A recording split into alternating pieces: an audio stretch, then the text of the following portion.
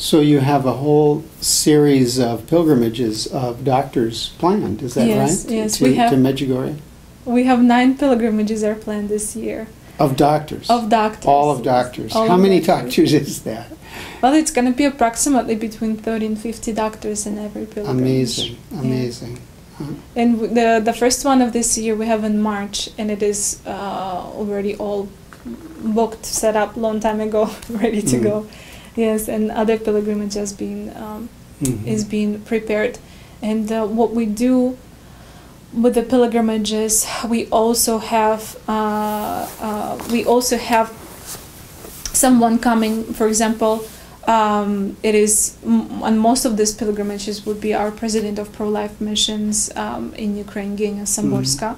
She will be given alone with another doctor from St. Petersburg, Lyudmila Barakova. They will be given a retreat, a seminar to these doctors, which they will touch every single topic that is important right now, from the moment of conception to the natural death, and what is happening right now with the contraception invention in the world, and the problems we have generally in the... So really you're bringing the fullness of the message of love and life, of the love of married couples, how that love is expressed through natural family planning, in keeping with God's law, and in beauty, and then the sanctity of human life. So you're taking the whole gospel of life, the whole thing, and you're sharing it, right?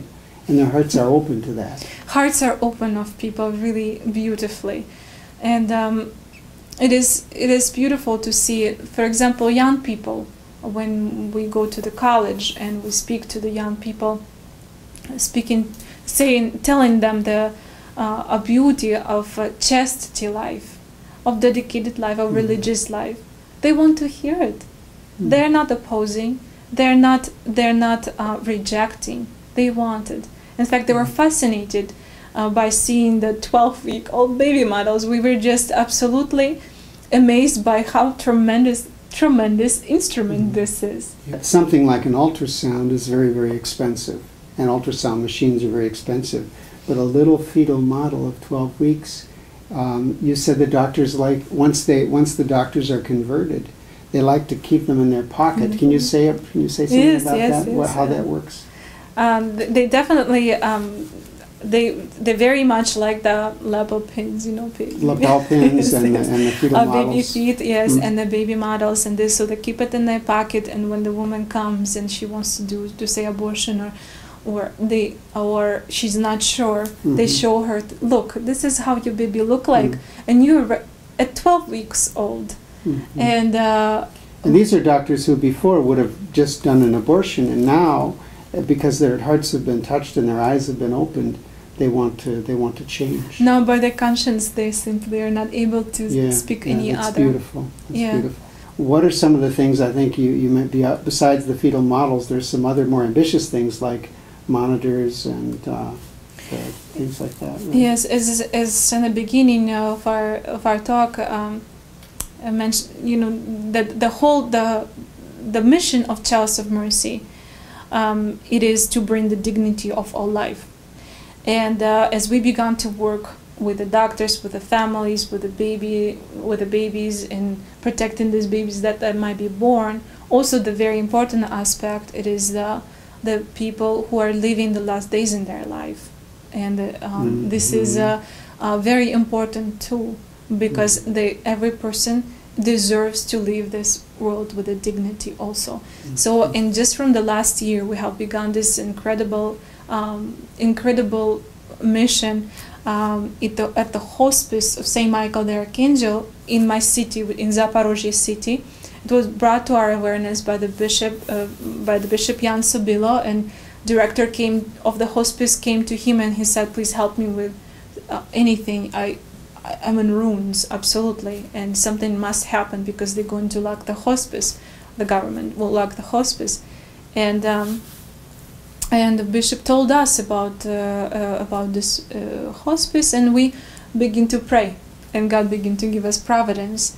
So we've done one mission at the hospice this past June, we invited 12 missionaries to come into Zaporozhye and to bring renovations at the hospice, which we've been able to accomplish. Just absolutely fascinating things. For example, all hospice have a new windows. We have a new rooms for the patients, and we've been able to extend. We're able to right now help 31 persons instead of 25, and new floors, new windows, new walls. Yes, very important. And another part, it is to provide medical equipment, for example, at this hospice too. This is the next step. And which leads to your question, what else we do? We ship containers of medical supplies. And right now we're preparing to ship another 40-foot container at the end of this February down to Zaporozhye, which will contain necessary things, necessary medical equipment down to hospice, St. Michael the Archangel, and also one other part of our mission, it is the orphanage, very isolated, far away from the city orphanage in Kalinovka, which hosts very severely disabled children. And there's 140 children, 40 of them are bedridden. And we visited this orphanage with the missionaries who came this last June, and it really touched our heart really deeply. So we wanted to help in any way we can this orphanage, because neither orphanages, neither hospices, or neither hospitals, and generally are being provided necessary care, if you would hope. And what to me is so beautiful about your mission is, so often when we talk about a pro-life mission, we think of the unborn child, and we must, because that is so incredibly important, especially in today's world. But you go beyond that, and you're caring for, as you say, those in the last stages of life in the hospice who need love and care and a dignified surrounding.